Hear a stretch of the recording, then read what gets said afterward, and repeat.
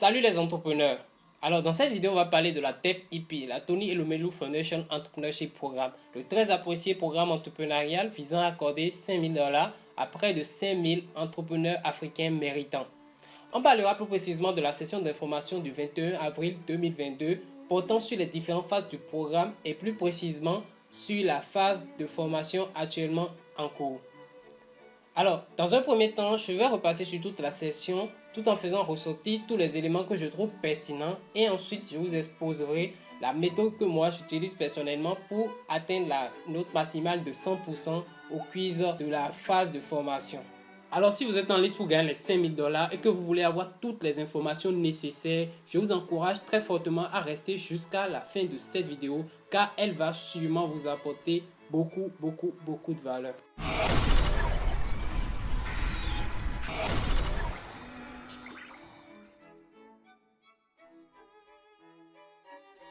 Alors, petite info pour commencer. Selon les dires de la CEO de la fondation, Madame Ifeanyiwa, cette année, nous sommes près de 350 000 entrepreneurs à être passés à la phase de formation. 350 000 candidats pour 5 000 admis seulement. Alors, c'est clair qu'à la moindre erreur, c'est l'élimination directe. D'où l'intérêt de faire très attention aux moindres détails. Et je vous parie que si vous ne parlez que français, il y a plein de détails qui vous ont échappé lors de cette session d'information. Alors pour notre analyse, on va essayer de suivre la chronologie de la dite session d'information. Juste avant de commencer, quand même un petit disclaimer. Cette vidéo ne provient absolument pas du TEF-IP. Néanmoins, toutes les informations relatives au programme qui y sont diffusées ont pour source la session d'information du TEF-IP du 21 avril 2022. Juste pour préciser que je ne fais pas partie de la fondation, je ne travaille pas à la fondation. Alors toutes les informations qui sont diffusées dans cette vidéo sont sur la base de la session d'information et de mes propres analyses. Sur ce, commençons sans plus attendre.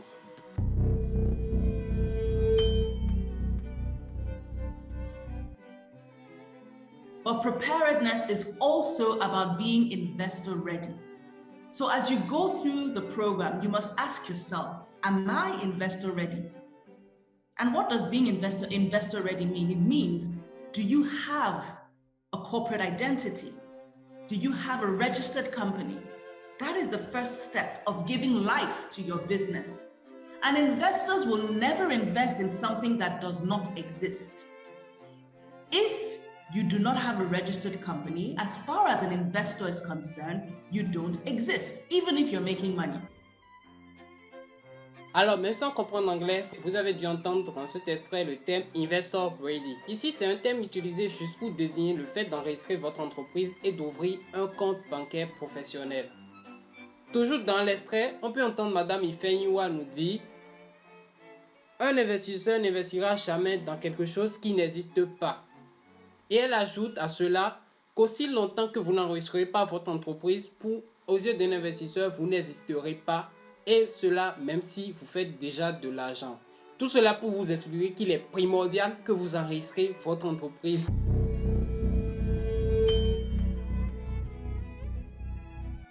Before you commence your business planning and the pitching phase, you will be expected to input your or to upload your certificate of incorporation and to provide to us a valid business account. I wouldn't say this is mandatory at this time, and you would definitely be allowed to pitch and upload your business plan, but it will definitely give you an edge. Du coup, dans cet extrait, on nous explique qu'il faut que nous enregistриons notre entreprise avant la soumission du business plan et du pitch vidéo. Néanmoins, il est très clairement précisé que même sans cela, nous pourrons soumettre les divers documents, mais que nous aurions quand même des limites. Jusqu'à présent, il n'a encore été donné aucune information quant au fait de la soumission des documents, mais probablement et même sûrement avant la soumission du business plan, avant la date de la soumission du business plan et du pitch vidéo, le DMS sera ouvert et fonctionnel. Pour ceux qui ne le savent pas, le DMS c'est la fonctionnalité de la plateforme TEF qu'on a utilisé l'année passée pour pouvoir soumettre nos documents. Donc, sûrement, il sera mis en évidence et il sera fonctionnel à la date de la soumission du business plan et du pitch vidéo. La petite conclusion à tirer ici, c'est qu'il faut lancer dès maintenant le processus de création de votre entreprise. Tout de suite, il faut la lancer tout de suite pour pouvoir être prêt quand le DMS sera ouvert et qu'on pourra soumettre nos informations pour pouvoir être prêt même avant la date de soumission du business plan. Créez juste un établissement, cela ne vous coûte pas grand chose et ensuite vous pourrez ouvrir un compte bancaire à la UBA, un compte bancaire professionnel au nom de votre entreprise à la UBA. Pour ceux qui ont la UBA dans leur pays et pour les autres, vous allez attendre d'avoir les recommandations de la fondation en termes de banque. Alors ici, on va surtout parler de la date de début et de fin de différentes phases du programme, mais on va aussi et surtout comprendre et intégrer les critères d'admission et de passage de chaque phase. C'est la phase actuellement en cours. Elle a débuté le 25 avril et s'achève le 3 juin. On va y revenir un peu plus tard pour que je puisse vous montrer en détail comment je procède pour viser la note de 100%, la note maximale de 100% à chaque quiz. Néanmoins, ce qu'il faut comprendre ici, c'est qu'il y aura une phase de présélection à la fin de cette phase de formation. Il y aura une phase de présélection. Les 350 000 ne passeront pas à la phase suivante. Alors cette phase se déroulera du 20 juin au 31 juillet et elle inclut l'envoi du business plan et de la vidéo du pitch. Pour ce qui est du business plan, au moment où je tourne cette vidéo, il a déjà été fait une session d'information concernant sa conception. Globalement, ce qui a été dit, c'est qu'il nous sera envoyé un template où il y aura les différentes étapes du business plan et on pourra éditer ce template et envoyer notre business plan. Toutefois, entre l'envoi du business plan et de la vidéo de pitch, il y a quelques critères à remplir et sans cela, vous ne pourrez pas envoyer votre vidéo. Alors, quels sont ces critères? Alors, comme premier critère, on peut voir ici un numéro de téléphone valide, phone number OTP verification. On va parler plus tard des attendance links, mais il y a des formulaires où on vous demande de mettre votre numéro de téléphone. Assurez-vous de toujours mettre votre numéro de téléphone valide, le numéro de téléphone que vous utilisez tout le temps. Assurez-vous de mettre ce numéro de téléphone. Et surtout, il y a quelque chose qu'on a tendance à facilement oublier, mais ne l'oubliez pas, c'est de mettre votre indicateur pays, l'indicateur de votre pays. Si c'est le plus 229, le plus 223, le plus 237, mettez-le à chaque fois parce que c'est un concours international. Les gens reçoivent des numéros de téléphone de tous les pays. Donc s'il n'y a pas l'indicateur, ils ne sauront pas d'où ça vient et tout. Et le numéro ne sera pas valide et tout. Donc à chaque fois, mettez l'indicateur de votre pays. Donc je disais, le premier point, c'est avoir un numéro de téléphone valide. Le second point, c'est le First in Time Completion and Submission. C'est la soumission dans les délais. Maintenant ici, j'ai une petite confusion moi aussi. C'est que je ne sais pas de quoi il parle exactement. Est-ce qu'il parle de la vidéo de pitch ou bien il parle de business plan? Normalement, ce serait du business plan puisqu'on parle des conditions d'éligibilité pour pouvoir soumettre la vidéo de pitch. Donc, on va dire qu'il parle du business plan. Donc, second critère d'éligibilité pour soumettre sa vidéo de pitch, c'est de soumettre son business plan à temps. Et ça, c'est tout à fait logique. Le troisième critère, c'est la soumission de tous les documents de due diligence requis. Les documents de due diligence, c'est des documents qu'ils exigent. Normalement, le business plan en fait partie. Ils peuvent aussi demander la carte d'identité. En tout cas, c'est des documents qu'ils vont vous demander. Et c'est ça qu'ils appellent les due diligence. Dès que le DMS sera prêt, il faudra les soumettre à temps aussi. Le quatrième critère d'éligibilité, c'est la soumission de documents d'enregistrement de votre entreprise et des détails de votre compte bancaire. Le quatrième critère, c'est les documents d'enregistrement de votre entreprise et des détails de votre compte bancaire professionnel. Ça revient, ce dont on avait parlé. Investor ready.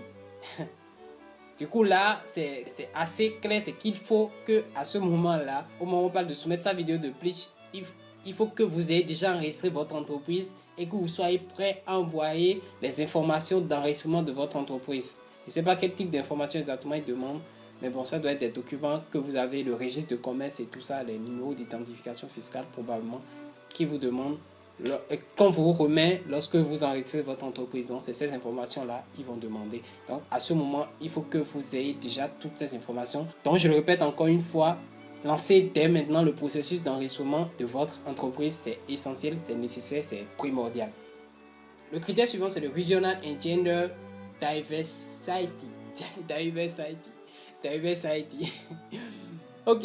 En gros, le TEF explique qu'il se base sur certains critères de sélection par région. Donc, ils ont un certain nombre de personnes à sélectionner dans une certaine région. Donc, s'ils atteignent ce nombre, ils ne sélectionnent plus ou bien ils ont un certain taux de femmes à sélectionner plutôt que d'hommes. Donc, c'est des critères on n'a pas de contrôle sur ces critères-là. Nous, les candidats, on n'a pas de contrôle sur ces critères-là. Il y a ce critère, il y a aussi le TEF, Partner Requirements, le dernier critère de la liste. On n'a pas de contrôle sur ces critères-là. Donc, en gros, vous pouvez faire tout ce qui est sur cette liste. Je sais que c'est décourageant, mais en gros, vous pouvez faire tout ce qui est sur cette liste et quand même être mis de côté.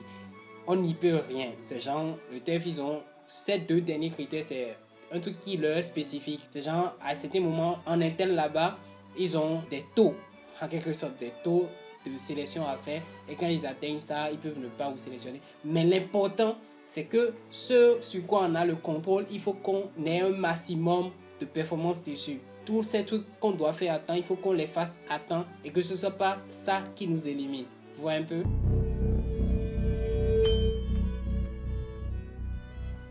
Maintenant qu'on a la possibilité de soumettre notre vidéo pitch, en quoi va consister cette fameuse vidéo?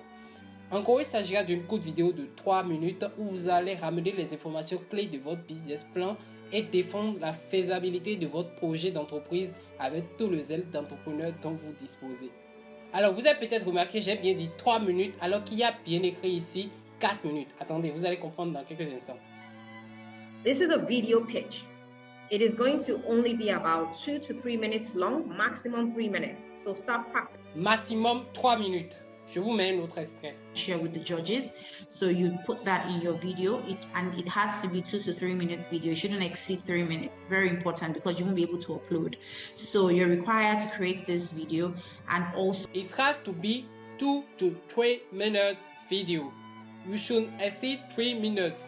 It's very important because you won't be able to upload. Je vous traduis.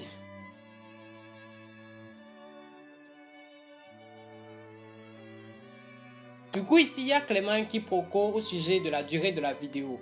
Mais ce que je pense, c'est que d'ici à cette phase de soumission du pitch, il y aura forcément un éclaircissement là-dessus. Donc, ne vous inquiétez pas. Ce que je vous conseillerais néanmoins, c'est de commencer à taffer dès lors sur votre vidéo de pitch. Votre vidéo de présentation de pitch, je vous conseillerais de commencer dès lors à taffer dessus en prenant comme référence 3 minutes. Et si vous ne savez pas comment vous y prendre, je vous mettrai un lien vers une vidéo que j'ai déjà faite sur la présentation de pitch selon le TEF. C'était basé sur les informations de l'année passée, donc ce ne sera pas forcément la même chose pour cette année, mais vous pouvez quand même avoir une idée sur comment procéder au pitch et commencer par vous entraîner déjà parce que c'est pas du tout évident à faire, je vous le dis direct. Quand vous allez vous y mettre, vous allez comprendre que c'est quand même quelque chose de pas banal. Donc je vous mettrai le lien soit dans la fiche en haut ici ou bien en description. Sûrement en description, il y aura le lien vers cette vidéo de pitch en description, donc vous pourrez voir et commencer par vous entraîner sur votre vidéo de pitch. Alors après la phase de pitching, il sera procédé à une sélection finale en août 2022 et dès septembre 2022, il sera procédé à l'annonce de la liste finale des entrepreneurs qui bénéficieront des $5 000 du programme entrepreneurial du TEF de 2022. Il y a un petit truc à comprendre ici. Vous pouvez voir en lisant ceci qui disent que les participants ayant été sélectionnés devront ouvrir un compte bancaire et ensuite demander une lettre de vérification à leur banque. En vrai, dans les années précédentes, en 2021 par exemple, c'était à ce niveau qu'ils demandaient à ce qu'on fournisse les informations d'ouverture de compte. Ce qui s'est passé, c'est que à chaque fois, et surtout l'année passée, vu le cumul de deux programmes, 2020 et 2021, il y a eu des retards énormes parce que les gens n'arrivaient pas à ouvrir leur compte à temps, n'arrivaient pas à fournir les informations d'entreprise à temps. Donc c'est ce qui a causé le fait que le TEF ait ramené le processus d'ouverture de compte un peu plus tôt dans le programme. Donc c'est un filtre qu'ils ont mis et en même temps, ça va leur permettre d'accélérer le processus et de terminer le plus vite possible ce programme pour pouvoir commencer le programme de l'année qui suit. Après la phase d'octroi du fonds d'amorçage, c'est les candidats qui auront obtenu ce fonds d'amorçage devront envoyer une lettre de vérification qu'ils auront de la part de leur banque et cela leur permettra d'avoir un certificat de la part de TEF, un diplôme en quelque sorte qui font partie des alumni du TEF. Donc en conclusion, on a 3 principales phases. Une première phase de formation en management, la phase qui se déroule actuellement, qui va s'achever le 3 juin, où il faut juste suivre des formations et répondre à des quiz. Après cette phase, il y aura une présélection. Ensuite, on pourra accéder à une seconde phase, qui est la phase de business plan.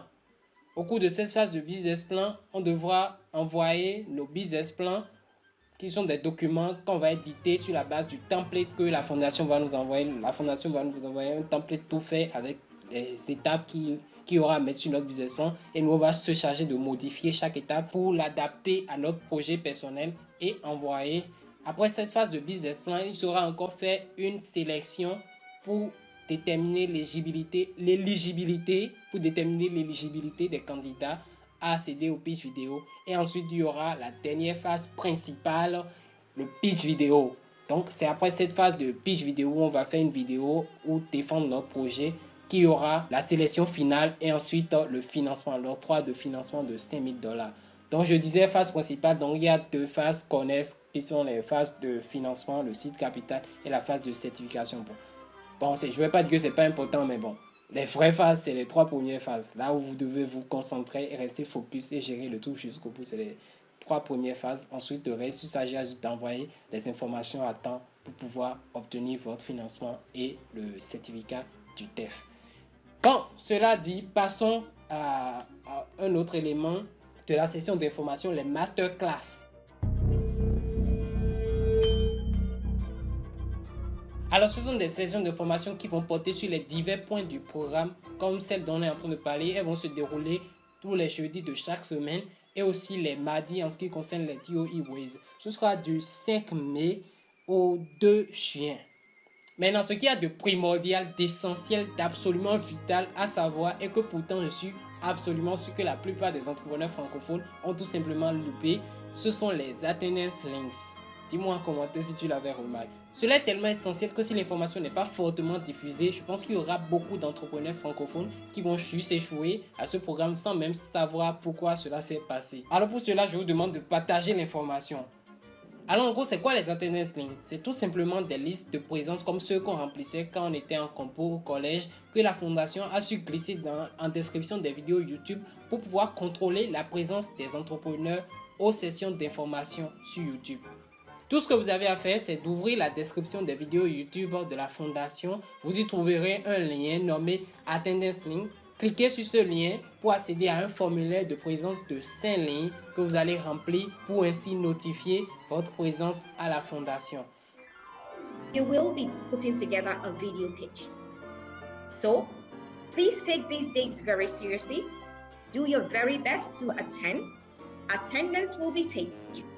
May or may not form part of your final scores for the seed capital, final seed capital shortlist. Now that it will be based on eventual management discretion. Madame Titi nous explique dans ce test que la présence sera peut-être ou pas prise en compte dans la note finale pour être sélectionnée pour le capital d'amorçage, mais qu'elle ne peut pas encore nous le confirmer.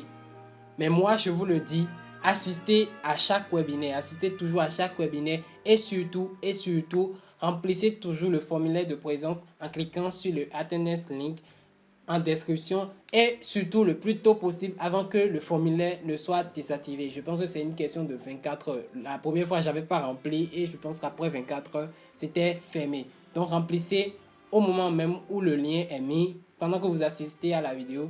Dès que vous finissez de suivre la vidéo du webinaire, de la session d'information, cliquez en description, cliquez sur le lien d'Attendance Link et remplissez le formulaire. C'est important, c'est primordial. Je pense que ça va faire éliminer beaucoup de personnes le fait de ne pas remplir ces liens. Maintenant, si vous n'aviez pas rempli, c'est pas grave, mais commencez à remplir ça à chaque fois pour notifier votre présence. Maintenant que tout cela est dit, passons à la dernière phase et la partie la plus intéressante de cette vidéo, la training phase.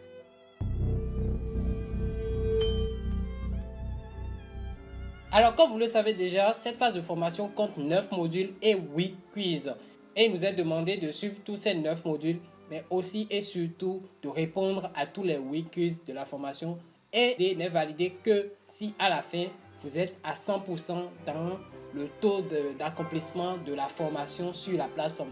Tout d'abord, il y a 2 choses à savoir sur cette phase de formation. La première chose, c'est qu'elle est self-paced, auto-rythmée. Ce qui veut dire que vous pouvez suivre la formation et répondre au quiz à votre convenance. Vous n'êtes pas obligé de faire juste un module par semaine. Vous avez même la possibilité de terminer tous les 9 modules en une seule journée si vous avez la capacité et si vous le désirez bien sûr. Ce que moi je vous conseillerais, c'est d'y consacrer 2 heures par jour.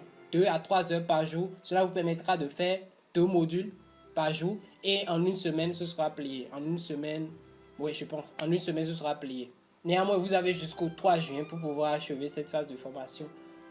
La deuxième chose à savoir et qui est absolument essentielle, et encore une fois que je suis pourtant sûr que la plupart des entrepreneurs francophones n'ont tout simplement pas remarqué, c'est que la présélection pour cette phase de formation se fait sur la base de la performance. But at the end of the training, all those that are able to finish the content and all those that are able to finish the quizzes will go through a shortlisting phase with us, and we will shortlist those that are top performers into our pitching stage.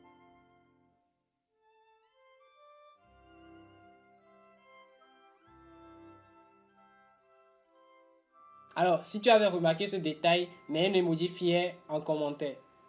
Alors, qu'est-ce que cela implique? C'est tout simple. Au lieu d'accepter tous les entrepreneurs qui auront atteint un certain seuil, la fondation va tout simplement sélectionner les meilleurs des meilleurs. Ceux qui auront les plus fortes notes. Et quand on sait qu'on est 350 000, il y a moyen de s'équiter. Et c'est d'ailleurs là tout l'intérêt de l'astuce que je vais vous montrer pour viser la note maximale de 100% à chaque quiz.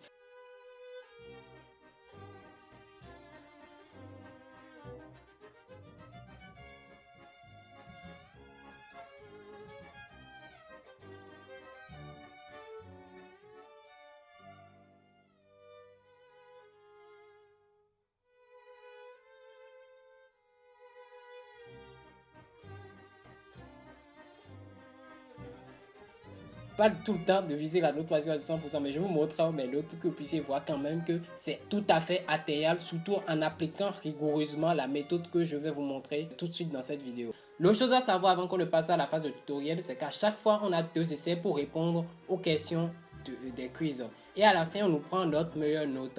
Donc, imaginons vous avez fait le premier essai, vous avez eu 60% au quiz. Vous faites le second essai, vous avez 80%, on vous prend la note de 80%. Imaginons que vous avez fait ça la première fois, vous avez 10%, ce qui ne peut pas être le cas, je pense. Si vous faites ça la deuxième fois, vous avez 100%, c'est votre note de 100% qui sera considérée. Et peu importe l'ordre dans laquelle vous avez eu ces notes. Donc ça, c'est vraiment cool de la part de la fondation de nous accorder ça. Ça aurait été encore plus cool si nous avait donné 3 essais, mais bon, on n'a pas 3 essais, on n'en a que 2. Alors, je vous ai fait un petit screen record de mon téléphone pour vous montrer comment procéder au quiz. Comment rentrer sur la plateforme, comment ouvrir la vidéo, comment suivre la formation et tout. Et j'ai fait ça sur téléphone parce qu'il y a beaucoup d'entrepreneurs qui n'ont pas d'ordinateur et qui peinent réellement à se retrouver sur téléphone. Vraiment, c'est pas évident. Néanmoins, ce que je vous conseille quand même, c'est si vous avez un ordinateur, faites les quiz sur votre ordinateur. Peu importe tout ce qui concerne la formation, faites-le sur ordinateur. Si vous avez un ordinateur, c'est 100 fois plus facile que sur téléphone. Maintenant, comme je l'ai dit, il y a beaucoup d'entrepreneurs qui n'ont pas d'ordinateur et qui ne s'y retrouvent pas sur téléphone. C'est ce pourquoi j'ai fait le tuto sur mon téléphone. Donc, je vais vous montrer comment procéder sur téléphone. Donc, vous rentrez dans votre navigateur, peut-être Chrome, Safari, peu importe votre navigateur. Vous rentrez dans le navigateur et vous tapez dans la barre de recherche tefconnect.net pour accéder à la plateforme de TEF comme vous savez le faire. Façon. Et sur la plateforme, vous allez vous assurer de mettre la langue en langue française. En haut, vous cliquez et vous choisissez français pour que la langue passe en langue française et tout. Donc, ça va charger.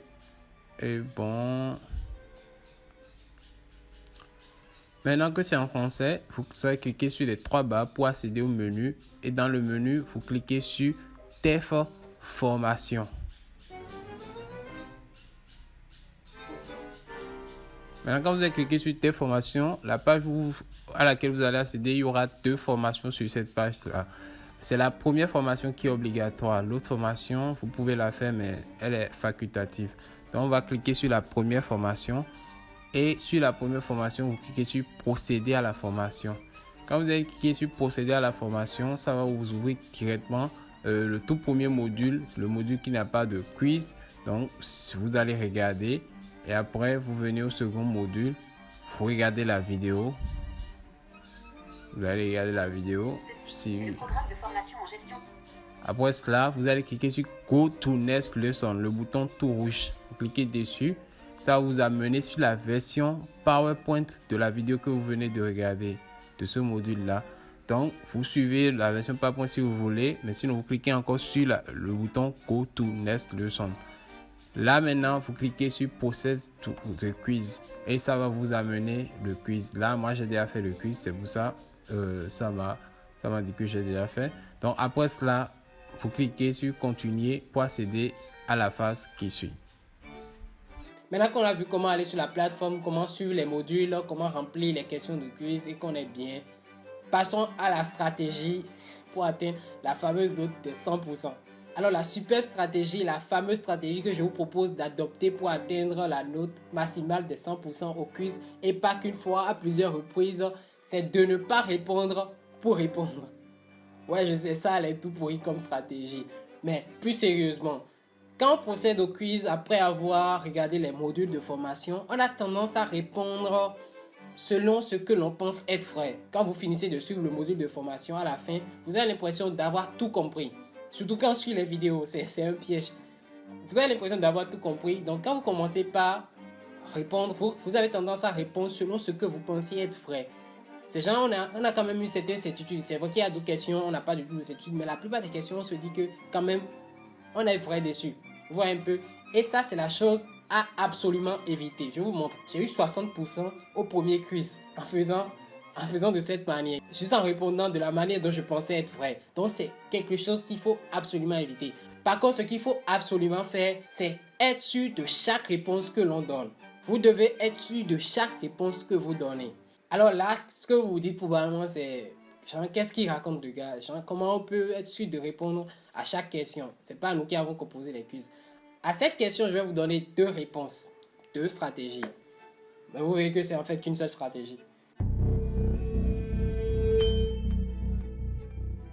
La première est purement et simplement la prise de notes. Prenez note de tous les points clés, de toutes les notions, de toutes les informations que vous trouvez pertinentes dans le module que vous suivez. Cela vous sera très utile lors des quiz. Je vois d'ici la tête des gens qui se demandent s'ils ont attendu tout ce long pour qu'on puisse se leur dire de prendre des notes. Bon, en vrai, vous allez voir que la seconde méthode est quand même plus intéressante. Mais je tenais à donner cette première méthode parce que ça peut marcher pour des gens qui aiment prendre notes et tout. En prenant note et tout, vous pouvez quand même en prenant note de tout quand même.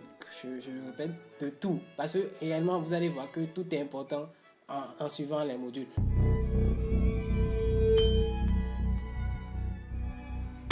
Alors ici, il s'agira de faire des captures d'écran de tout ce que vous jugez important lorsque vous suivez la vidéo du module de formation. Pour savoir ce qui est ou pas, ce qui est important ou pas, il faudra vous référer à la partie objectif de la vidéo. Il y a une partie objectif où ils disent qu'à la fin de ce module de formation, l'entrepreneur doit être capable de faire ci, de faire ça. Donc en lisant cette partie, vous saurez ce qu'on attend de vous et quand vous serez à ces différentes étapes dans la formation, vous pourrez faire les captures d'écran parce que ce sera probablement sur cette qu'on vous posera des questions.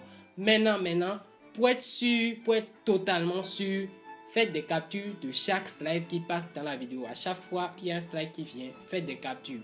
Vous voyez un peu? Ensuite, vous enregistrez ces captures dans un dossier que vous allez nommer du nom du module que vous suivez. Par exemple, si vous suivez le module 2, vous nommez ce dossier module 2 / le titre du module. Je pense que le chapitre 2, c'est propriété d'entreprise. Donc, vous mettez module 2 / propriété d'entreprise. Du coup, là, quand vous serez en plein quiz en train de répondre aux questions, à chaque fois que vous aurez une question, vous pourrez venir faire vos captures d'écran, fouiller et trouver la partie qui concerne exactement la question que vous avez en face de vous. Et là, vous aurez une certaine certitude quant aux réponses que vous allez donner.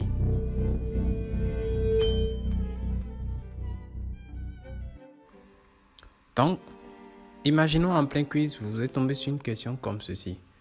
Donc, vous allez lire la question, vous allez lire attentivement la question.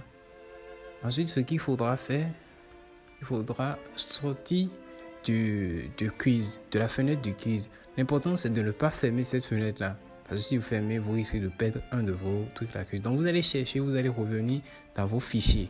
Là, vous aviez enregistré le dossier où il y avait les éléments concernant cette question-là, le module que vous venez juste de terminer, que vous venez juste de visionner et tout. Vous allez rentrer dans les captures d'écran que vous avez fait.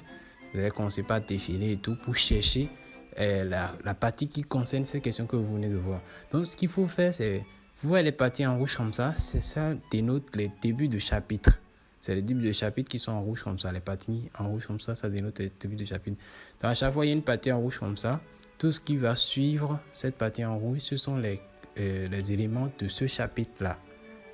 Donc, si vous voulez chercher, ce qu'il faut commencer par faire d'abord, c'est trouver le chapitre qui concerne cette question que vous avez. Donc, vous allez regarder chaque thème de chapitre pour trouver ce qui a rapport avec le problème la question que vous avez et tout. Donc, quand vous allez trouver maintenant, il suffira juste de défiler. Juste après, vous deviez trouver. Bon, là, j'ai terminé. Donc là, normalement, vous devez trouver entre ces 3 slides, entre ces 3 captures d'écran, la partie qui concerne la question que vous avez eue. Donc, quand vous allez trouver la partie qui concerne la question que vous avez eue, il suffira juste de bien lire, de lire attentivement. Mais la plupart du temps, les thèmes se concordent. Donc, vous n'avez pas tellement d'efforts à faire. Et dès que vous aurez bien lu et tout, pour revenir dans votre quiz et mettre la réponse que vous avez eue. Donc, c'est simplement cela. Du coup, toute la difficulté de cette méthode sera de faire les captures. C'est ça qui va vous prendre le plus de temps. Et après, de fouiller, bien sûr, dans les captures pour trouver la capture qui correspond. Mais je vous le dis, à certains moments donnés, en lisant la question, on a l'impression que ça ne correspond pas du tout au module qu'on vient de suivre, au module qu'on vient de regarder en vidéo. Mais je vous promets, en fouillant, c'est toujours dedans. Il y a une fois, j'étais à la dernière question. Et la question, je vous dis, c'est ça avait l'air de sortir de nulle part. Ça avait l'air de n'avoir aucun lien avec la vidéo que je venais de suivre et tout. Mais en fouillant, j'ai fouillé pendant un bon moment et tout. Et j'ai fini par retrouver la partie exactement où il y avait les mêmes thèmes. C'est le fait que quand tu suis la vidéo, la dame qui parle, elle parle assez rapidement et tout. Donc tu n'arrives pas à tout capter. Donc tu as l'impression après que tu n'as pas vu ça alors que réellement tu avais vu ça. Donc c'est un peu ça. Donc prenez votre temps, fouillez. Le quiz n'est pas chronométré. Fouillez. Et puis vous trouverez ce qui correspond à ce que vous cherchez. Donc je disais que toute la difficulté de cette méthode sera de faire les captures. Et vu que ça risque de vous prendre beaucoup de temps, je vais vous mettre en description les liens vers les dossiers de capture d'écran que j'ai déjà fait. Donc vous pourrez utiliser ces dossiers-là directement. Et aussi pour ceux qui n'ont pas de connexion pour suivre toutes les vidéos du TEF, vous pourrez utiliser ces dossiers de capture d'écran pour pouvoir répondre à vos quiz et tout. Maintenant, l'autre extension de la méthode que je vais vous conseiller, comme on a 2 fois la chance de faire le quiz, et tout, si vous répondez une première fois en utilisant cette méthode et tout, en ayant regardé la vidéo, en utilisant les captures d'écran, vous répondez la première fois et vous avez une note comme 80, 90, peu importe la note que vous avez, vu que vous visez le 100%, ce sera jamais suffisant. Donc je vous l'ai dit direct, si vous avez une note moins que 90% pour la première fois, faites ça la seconde fois, c'est clair, faites ça, ne négligez pas. Le but c'est d'avoir le plus possible, la meilleure note possible. Vous voyez un peu? Parce qu'on est beaucoup. Donc je disais, si vous faites la première fois que la note ne vous plaît pas trop, si vous voulez reprendre, si la première fois vous aviez suivi la vidéo, si vous voulez reprendre, je vous conseillerais de suivre maintenant la présentation PowerPoint. Parce que c'est un peu différent, les deux trucs sont un peu différents. Mais bon, la préférence c'est de suivre la vidéo. J'ai l'impression que la vidéo a plus accord avec les questions qu'ils posent dans les quiz. Après, la présentation PowerPoint aussi, ça, comme le français est un peu différent. Je pense que la traduction, le problème c'est la traduction. Parce que les modules sont traduits de l'anglais vers le français et tout. Donc je pense que la traduction est un peu, à des moments donnés, un peu littérale dans la présentation PowerPoint.